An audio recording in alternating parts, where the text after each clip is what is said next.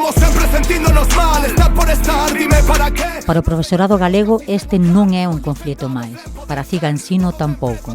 Levamos máis de 15 anos de recortes, de desgaste e de maltrato, sostendo a calidade do ensino público galego a costa da nosa saúde, da nosa conciliación e do noso tempo.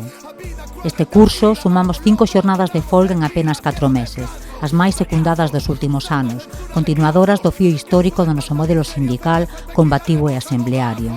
Participamos en numerosas manifestacións e concentracións man a man con familias e alumnado desde setembro, protagonizando marchas fúnebres e o enterro do ensino público galego tras a aprobación un ano máis duns orzamentos para educación raquíticos que non prevén partidas para a baixada de ratios, recuperación horaria ou a maior dotación de persoal para atender a diversidade.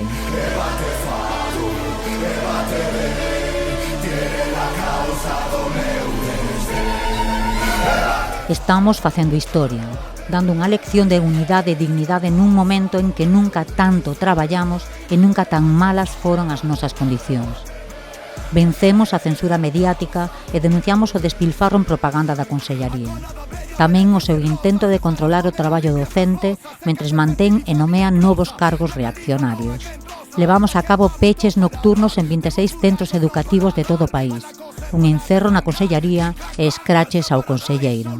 Desde o primeiro momento, os centros foron protagonistas desta loita, intensificándose a súa implicación neste segundo trimestre coa acción Martes en Loita.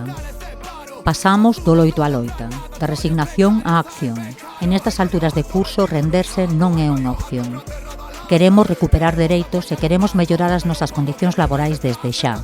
O profesorado galego non pode agardar máis, o ensino público tampouco. Todas as ensinanzas, todos os niveis, todos os colectivos, o 28 de abril, demostremos que a loita é a razón e que nós témola toda.